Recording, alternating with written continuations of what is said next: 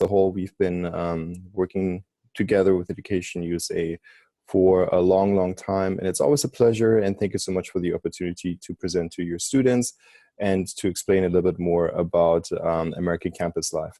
A little bit about myself. My name is Boris Polutzek, and I'm the international Programs and Outreach Manager at California State University, Northridge, which is actually located in Los Angeles. So a little bit of what I do is I talk a lot to international students around the world, and I'm trying to explain what we have, what we offer, what specifically our university offers, but of course also in general what American campus life is about. I was born and raised in Germany, so I am not a US, well, I wasn't born in the US myself, so I know what it feels like to be an international student. I know what kind of kind of challenges you're facing when you come to the country and what type of questions you might have. So it's with that, it's always a pleasure. Please feel free to give me any questions or raise any questions in the course of the presentation, and I will get back to that either when I see them or at the end of the presentation when we will have a little bit of time for Q&A. Also bear with me, it's 6 a.m. in the morning over here, or now a little bit after 6. I know it is about 3 or 3:30, close to 3:30 in Egypt at the moment. So yeah, just in case if you're wondering why I'm drinking my coffee. With that, without further ado, welcome again, and let's get right into it about American campus life. So, as I mentioned before, I work myself for the CSU system. We are located in California, in my campus specifically in Los Angeles. The CSU system consists of 23 different campuses throughout California. And we're actually one of the largest public, well, if you will, public campus system in the United States. There are a number of others in other states as well, but we're the largest, and I think it makes a lot of sense if I use some of our campuses as examples, and my campus as an example for certain topics that I'll talk about. But yeah, just to let you know, if you're confused, hey, why are you talking about the CSU? The only reason is I work there. I can only speak to what's going on either our campus or in our university system. Now, a couple of things that you should consider.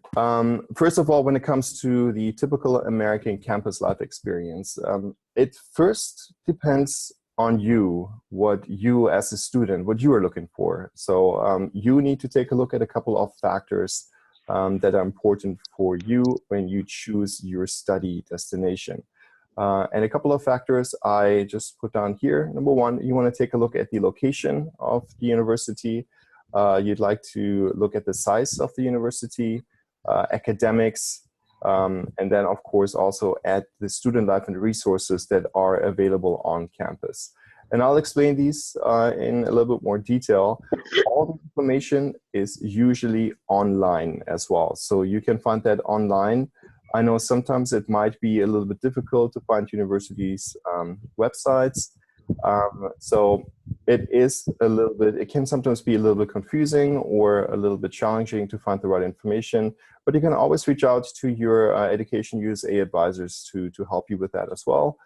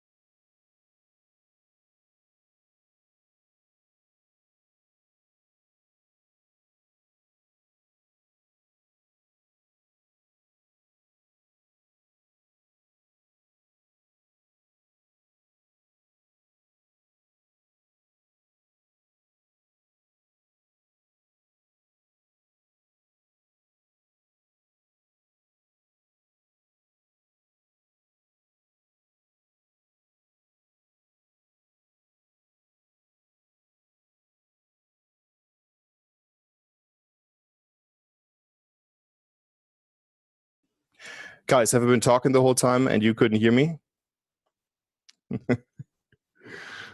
Oh, okay, my voice is muted. Perfect. All right. Excellent. So I'm not sure if it was muted from the beginning. Can you let me know if I was muted from the beginning? Hopefully you can hear me. Okay, I was. Excellent. All right, sorry about that. Let's try again. So sorry. All right. Let me start over again. So thank you very much for joining. It's very unfortunate I was muted. Again, it's early in the morning here in Los Angeles, shortly after 6 a.m. But okay, you missed from the beginning of this slide with the map. Okay, excellent. So you got the introduction. Okay, perfect. Thank you. Thank you, Allah, for letting me know. All right, here we go, the map. What I was aiming out here is there are a lot of different factors that you need to take into consideration when you choose your university and where you would like to study. And a couple of these also influence what is available on campus in terms of American campus life. And a couple of things to consider is the setting and the location of the campus. So you can go for an urban campus that is located in a bigger, larger city, such as mine. We're located just in the northern part of Los Angeles. You can also decide to go for a suburban setting. There are a number of campuses in the CSU system who are more located in a suburban area. That means close to a bigger city, but not quite located right in the middle of that bigger city. Or you can go for a rural setting. That means you can find a campus that is more located in the middle of, more nature, closer to a smaller town, or in the middle of a smaller town. And all of these different settings also influence what is available on in terms of campus life. For example, my school is pretty large when it comes to enrollment and and students themselves. So we have about 40,000 students on our campus. Some campuses might only have a few hundred. Other campuses might have a few thousand students. So it really depends. It also depends on the setting itself that you're deciding to go for. Then keep in mind transportation. If you are going for a urban campus, then there might be an international airport fairly close by. If you're going more for a rural setting, then it might take a little bit longer to get to that campus. So there are different factors that also play in there. Then also climate. I know that you are in Egypt, and Egypt, obviously, you have very hot summers. California, Southern California, can have a similar climate. But if you're looking to have a change of pace, you can take a look at other campuses in other regions of the country where you do have, a colder climate, a fairly strong winter. So it really depends on what your own personal preference is. Then also keep in mind regional cultural differences when you make your choice. For example, if you take a look at the northeastern part of the United States, New England and around New York, they might have a completely different culture than a regional culture than, for example, the south of the United States. So there are a lot of different factors to consider when you make your university choice. And then lastly, I already mentioned that a little bit, but the size of the campus. So there are small, mid-sized, and large campuses. And depending on that, you might have different options available when it comes to American campus life. All right.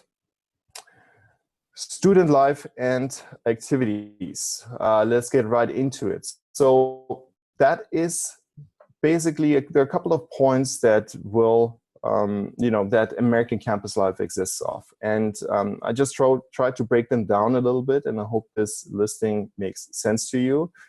First of all, when it comes to student life and American campus life, it can be broken down into activities and entertainment that are available on campus, different clubs, student clubs and organizations that you can join as an international student. And then, of course, lastly, also student services and resources that are generally available to you, which can also be sometimes student-led and just something that is part of the typical American campus life experience. The first point, activities and entertainment. And I'll give you a couple of examples. And if you have any questions with that regard, please feel free to raise your hand and let me know. So for activities and entertainment for on-campus, there are a couple of things that you need to keep in mind. And I divided it into on-campus and off-campus. So on-campus activities are, for example, gym facilities, sports options that you have available. So socializing with other students is very important when you get to any campus. So you want to take a look at, what would be good ways to socialize at the university that I pick with other students? Do they have big sports facilities? Do they have extracurricular activities that I can participate in? Do they have sport teams? Are there athletic events going on? Here in the US, a lot of institutions are part of a certain athletic division. Our campus, our university is, for example, has 17 NCAA Division I sport teams. So there are a lot of different games and athletic events going on where students can go to and connect to other students. It's an important part. Sometimes on certain campuses, students can get together, organize and form their own sports teams and play against each other on a regular schedule. We call that intramural sports. We have that available, for example, as well. So these are things that you want to be aware of, or at least look into if you're interested in that, just to see, hey, what type of options do I have as a student, as an international student, to connect to the campus community and to dive into American campus life.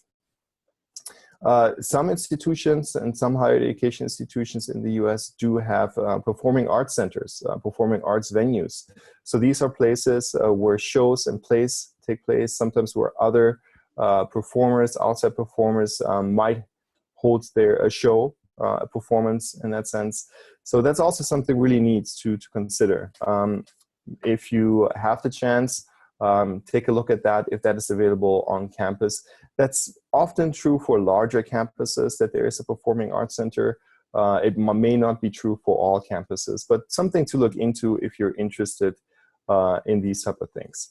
And then, of course, student organized activities. That is a very, very important part. And sometimes that might be a little bit more difficult to find out what exactly students organize on campus and what the student organized activities are. A good place to start there is any type of student unions. They usually have their own web pages as well. So let's say an associated student union that we have on our campus, they list activities throughout the semester that they have on campus. For our institution, for example, we have a farmers market that is organized by the associated students. We have all kinds of different things that go on throughout the semester. Meet the clubs at the beginning of the semester, where you can get introduced to student clubs and student organizations. So it's really something to keep in mind when you make your decision. Then we're going back to the location and where the campus is located. Off-campus activities. So depending on the setting of the campus, you want to make sure what is around campus. How can you engage not only with the campus community, but also with the community around the campus, with the local community. What type of community events are going on? What type of fundraisers are going on in that city that you decide to go for? That you might be able to participate in any type of community service work. All of that is something that will help you to connect to the local community. Then, of course, look into local parks, museums, and other attractions that you may find. And again, it depends on the setting itself. If you go to, Los Angeles or New York or any bigger city, there are always plenty of parks and other attractions usually around. But then, if you go to a rural campus setting, you might have a national park close by. You have a lot of options maybe to, enjoy nature, to go camping. There might be a local, institution that organizes trips. So just make sure to look into these type of things and to do a little bit of research, because it will help you in the end to just to number one, not be bored and be engaged with the community, and also then to establish connections and to establish your own network. Sport events. That's another thing to keep in mind, of course, if you are off campus, if there are any sport events, any games going on, are there any professional teams around in the area that you decide to go for? So these type of things are just quite important. If you are a huge basketball fan, if you are a big soccer fan, these are other considerations that you should make if you really want to see some of those games. So just keep that in mind, just to see what is best for you. Now, a little bit more about student clubs and organizations. These are super important on any American campus. And student clubs can be based on a variety of things, and they can be fairly overwhelming sometimes when it comes to how many there are. For example, on our campus, we have over 300 clubs and organizations that students can join. So it's a lot. It is a lot, and it's definitely good to look into that, because it always helps you to, again, connect more with the campus community, but also to make friends, to network, to make those social connections. And then, of course, also find something that is based on your interests. So student clubs in general can be based on a number of things, such as social purposes. So social purposes that can be, do you have a certain topic like community service, philanthropy, things like that, and there's a club for that you can join. It can also be an academic interest. For example, you are interested in math or physics, you can go ahead and join the math or the physics club. I can assure you that these are very common on American campuses. If you're into playing chess, then I'm sure there's also a chess club somewhere on the campus that you choose. So based on your own specific interests, you're able to connect with other students who have the same interests. It can also be just cultural interests or religious interests. Again, a lot of different things to choose from. Sports, if you are interested in a certain sport, be it basketball, be it whatever else. So there are a lot of different student clubs and organizations available to you.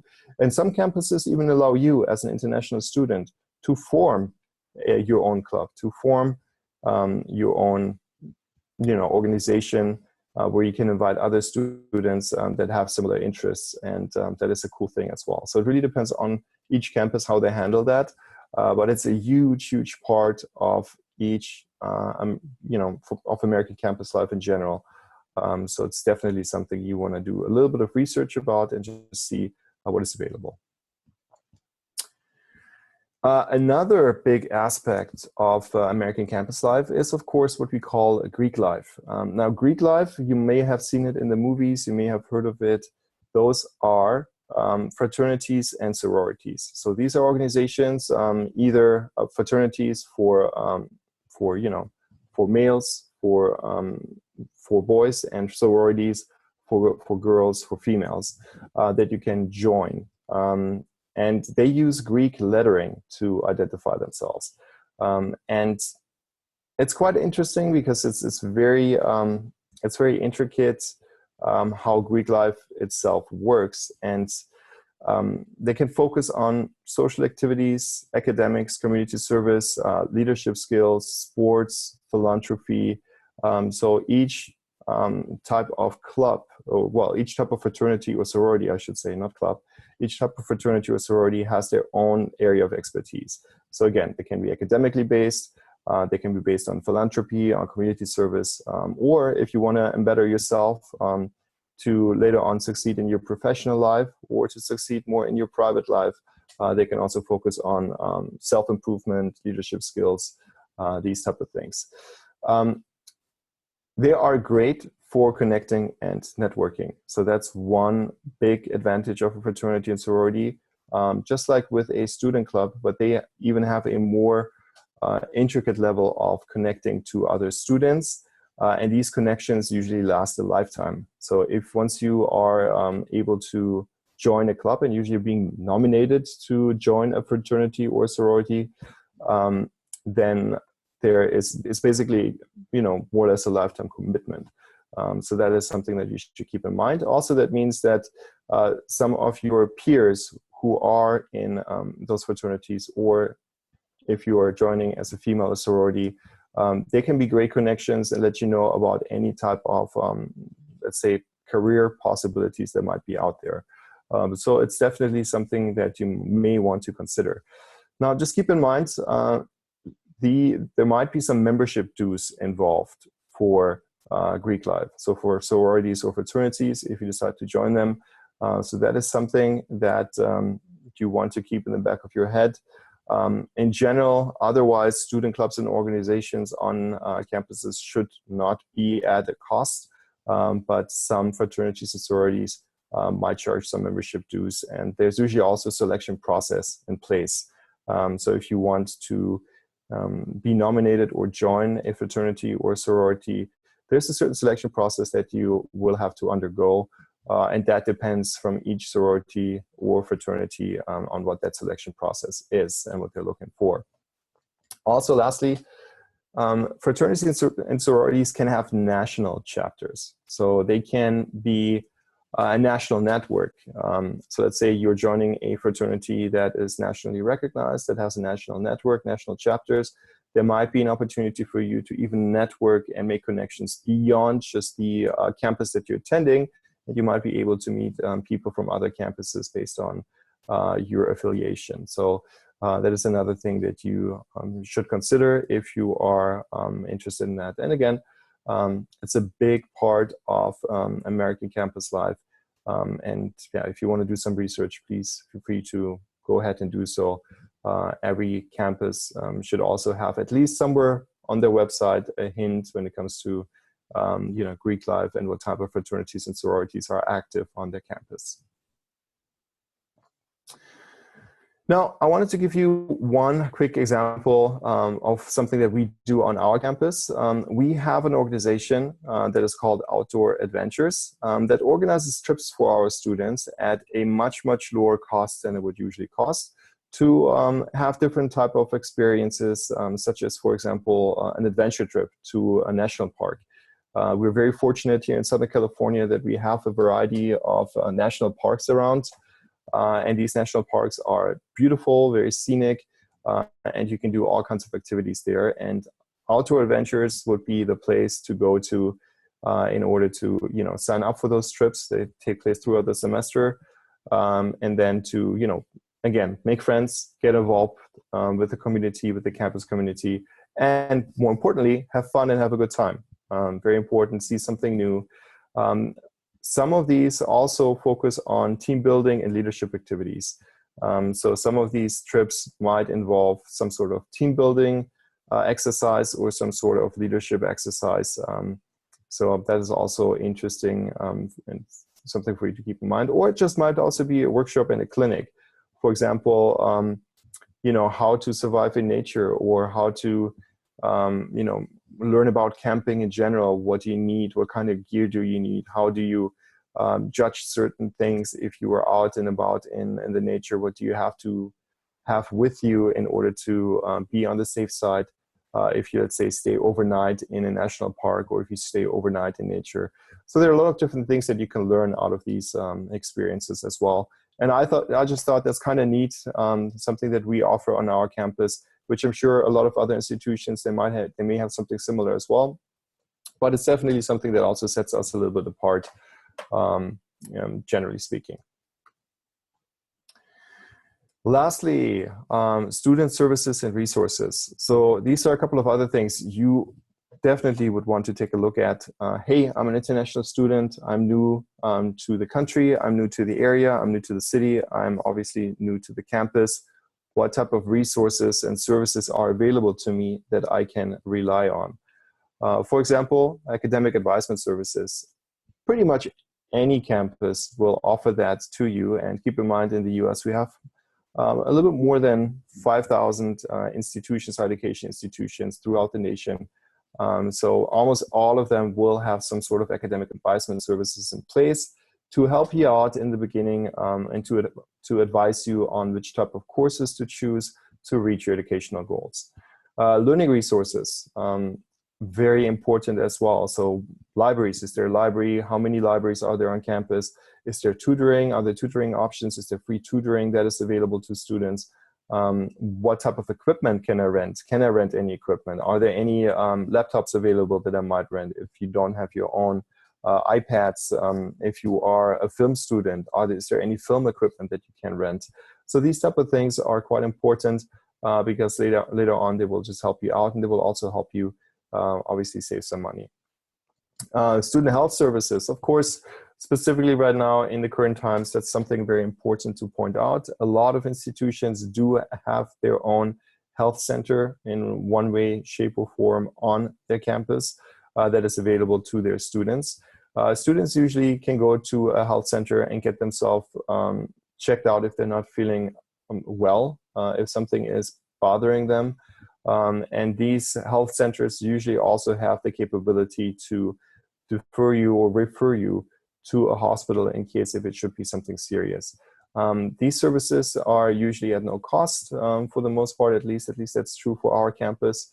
Obviously, I can't speak to any other campus, but you know, that's definitely something you want to keep in mind. You want to be healthy, you want to be well taken care of, and you want to know where those resources are, just in case if you know something should happen, or if you fall sick, or you know, things like that. So keep that in mind. Then also career advisement services. Some institutions do have their own career center, and these are, you know, quite important for you, because of course you can not only network and build your own network on throughout the community, throughout the campus that you chose, but you can also maybe go to a job fair that is organized on campus. And just make connections with local employers, see if there are any internships available that you may be able to attend. Keep in mind, as an F1 visa student, you are not allowed to work off campus, at least to get paid off campus. So that is something to consider, but there might be internships available where you can just gain the experience, unpaid internships from local employers, and not only gain the experience, but also make connections with, you know, local companies. Very important. Some of the career advisement services also do offer self-assessments. They can help you find out what exactly you want to do, where you want to, you know, what you're looking for when it comes to career interests, and what type of career might fit you best. Maybe you're an analytical thinker, or maybe you're a people's person. So depending on your own preferences, they may be able to assist you, to help you out, and give you guidance, help you also with your resume. So there's a lot of different things you might be able to do at a career advisement center. Counseling services, that is something that a lot of universities do have as well, in terms of your mental well-being, if you have any type of anxiety issues. So there might be resources available to you, someone that you can talk to if you feel the need to talk to someone about things that are going on in your life, just to be on the safe side there as well. Campus safety services, of course, that's also something important to look into. How is the campus that I'm looking for? How are they? How are the safety? How's the safety put in place? How are students being kept safe and sound? Is there a police department on campus? Does the campus have their own private safety services? Things like that. It's just good to know, just to be aware of what each campus does, or what the campus does that you decide to go for. Of course, housing and dining services, that's another point. I'll not mention that for too long, but of course, make sure that there's plenty of housing and dining available on campus. It really also depends on the campus that you choose, obviously. Some campuses are predominantly residential campuses. So that means that they have a lot of housing available on campus. And let's say they have, I don't know, 5,000 students, and they have 5,000 beds available on campus, or 4,000 beds available on campus. So that means that most students who go to that campus stay also in on-campus housing. So that's, you know, a typical residential campus. Now, there might also be another possibility of, let's say you have 40,000 students and you only have about 3,000 or 4,000 beds available on campus. So that is more than a campus, a school that is more commuter-based. So a lot of students travel to campus and they do not stay on campus itself. So it just really depends on what your personal preference is there as well. If you want to have the flexibility to live off campus, or if you actually prefer to stay on campus and maybe also at a more residential campus, at a more residential school, where you can then just say, okay, cool, this is my campus community. I also live with the people that I see every day, that I go to school with, and I do live on campus. So you're fully immersed. So it really depends on what you're looking for. And then other services that might be available to you, those can be recreational. Again, I pointed out what we have with outdoor adventure.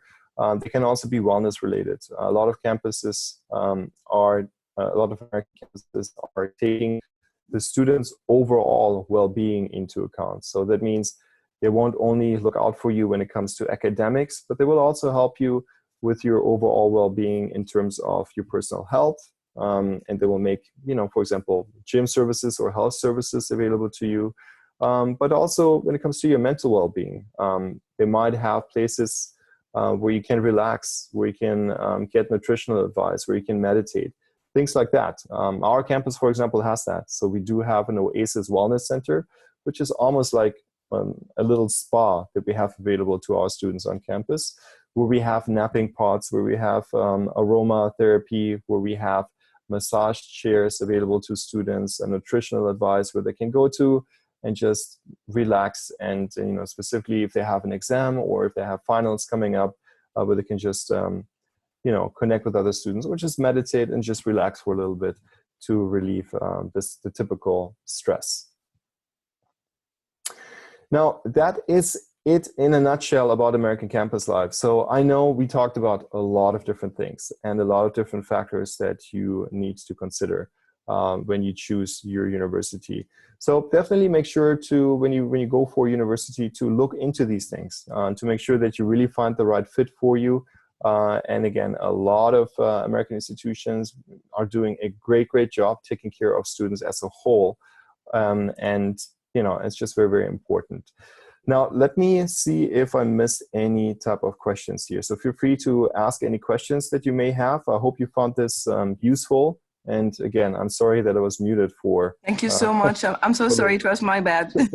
No worries. I just realized, I think when you muted everybody, I was like, and I just didn't realize. So yeah. Thank you so much. This was really informative and interesting. So let's see the questions here. Yeah, let's see. Okay, we have, I think right at the very beginning, I saw one. Okay. Can you talk about pre-college summer programs in the US? Can you talk about pre-college summer programs?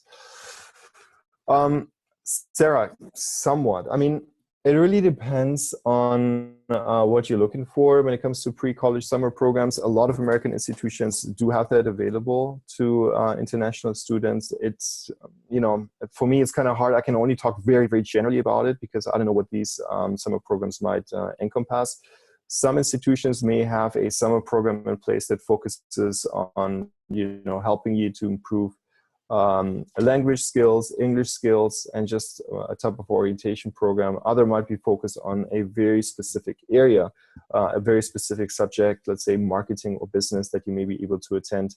So it really depends.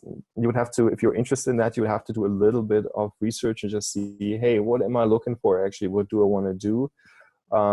And then just see what is available. Since you're mentioning pre-college, keep in mind, some institutions may also have age restrictions in place. So if you're not yet 18, then it might be a little bit more difficult to find pre-college summer programs. But yes, a lot of institutions do offer them. It really depends on you, what you're looking for. And then you would have to contact each institution separately. I know for CSUN, we do have summer programs available. But they also vary by type, and they also vary by what exactly you're looking for. So yeah, and specifically right now, and that's one thing I didn't mention yet during our presentation, of course, the big, how we say it, the big elephant in the room at the moment is what happens with the current health situation. And for California itself, for my state, there are not as many cases as in other hotspots in the nation in the US. But of course, these things also influence what is available during the summer as a whole. A lot of these programs might go, and most likely for a lot of these programs today, for this summer, they take place virtually. So there's another thing to consider.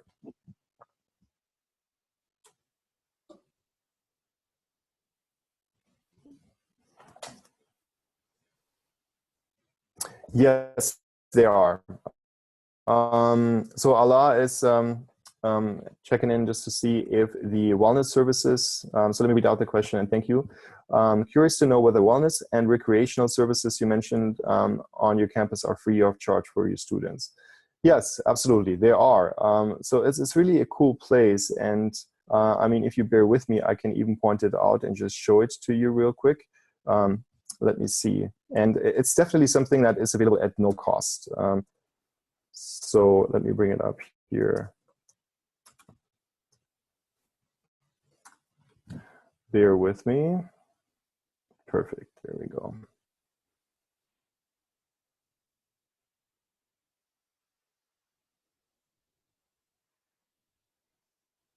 Okay, again.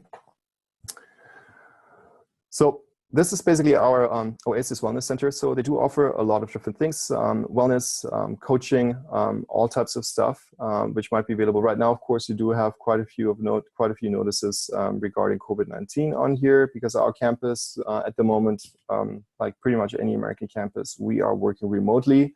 But these things are definitely available to you. For example, meditation services that we still have running. So, you know, napping pods, all kinds of things. So it's definitely something that is at no charge for students. And it's really cool and something very unique that we also have on our campus. Okay, let's see what else we have. Can you mention the situation with living in dorms on campus for the first 2 years of college and moving out during junior or senior years? Is that more common in the US? Financially, it might not be able to afford that. So should that be a concern for me? Or does the university let you stay in the dorms if you want to? Very good question. Mona, honestly, it would depend on each university and how they handle that. One thing that you would have to keep in mind there is you know, how the university itself generally handles housing. For us, we don't have students move out, or we don't force students to move out for their you know, junior or senior year. They can stay in campus housing if they decide to do so. Keep in mind also, we have about 4,000 beds available to international, well, to all types of students, but also to international students on our campus. And we don't even make housing mandatory. So that means if you're an international student, some institutions in the US, you will find they will make housing mandatory for, let's say, a first-time freshman undergraduate student for at least the first year. Our institution does not do that. So you can decide right away, hey, do I want to stay on campus, or am I finding something different off campus? But I'm not aware of any restriction that you would have to move out after, you know, 2 years while you're staying in on-campus housing. So again, I think I would say that that is something very campus specific and might vary from campus to campus. Yes, is it common that students after a couple of years might move away from campus housing? Yes, it is common. And I think the main reason behind that is after, I think, 1 or 2 years, you've made a lot of different connections, a lot of different friends, and you might be able to find, you know, off-campus housing options because you start to, you know, room together with your friends. So that's how a lot of these things happen. So it is common, but I don't think that it is necessarily, you know, at least for our institution, that somebody would force you to move out of on-campus housing. All right, law school. That's a very specific question. If you have a law school degree, is it equal in the US? That really depends. I'm not a law expert, to be honest with you. Our institution, my institution that I work for, we do not have a law school, but a little bit about law schools in the US. These are graduate schools. So that means if you are interested in taking law and going to, you know, to law school in the US, you would first have to get a what we call a pre-law degree, which is usually a bachelor's degree, and then you can apply to law school. We don't have one, so I really can't answer that question. So we do have pre-law degrees, but we do not have a graduate law school available, so I'm not too familiar what would equate to what. However, yeah, last bit on law, keep in mind that usually it's a professional certification. You will have to pass exams which are specific, law exams which are specific for each state. So if you have a law degree from a different country, I'm not sure whether or not they can equate. You will probably have to, you know, you probably have to pass the specific law exam for each state if you want to practice law in the United States.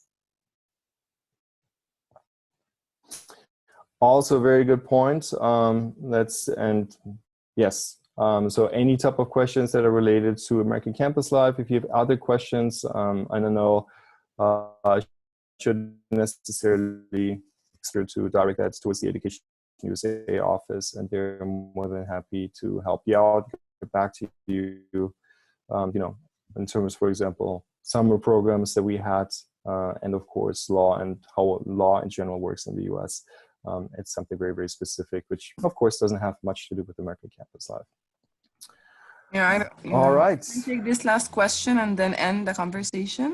Of course. So is on-campus housing available for international students? I mean, a student be moved out and look for another housing option.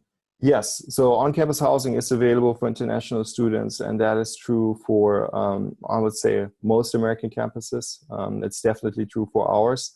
And yes, students can move out if they find another housing option. That is usually something that American institutions offer. I can only speak to mine. So for my university, for CSUN in LA, yes, we absolutely let students make their own decision when it comes to accommodation, when it comes to housing. You can make up your own mind if you want to stay on campus, if you want to move out for the next semester, not a problem whatsoever. There are no restrictions in place. With that, any more yes. questions, everybody, regarding campus life in the US? No more questions? All right, looks like we don't have any more questions. With that, thank you so much, Boris. Thank you so much of course, thank you so much for attending. If you need anything else, please let me know. And yeah, thank you for your attention, and I hope you have a wonderful day. And last note, please, everyone. Yes, go ahead. Sorry. Yeah, looking forward to hosting you one more time after Ramadan, because apparently because we're fasting, so not many people are really encouraged to attend the sessions while they are fasting. So I'll make sure to do one more session soon with you. Having said that, most of our students who will be traveling very soon in the US will need this type of information before they get to travel, inshallah. Yeah. Thank you so much again for absolutely so much from your time and waking up early. Thank you so much. Of course, thank you. I hope it made sense. And Yasmin, I'm happy to do another session in the near future. Just feel free to send me a quick email, and I'll be happy to organize that. So thank you again. And I know you mentioned Ramadan, so Ramadan Mubarak. I know it's, I think it's another week, right? And then yes.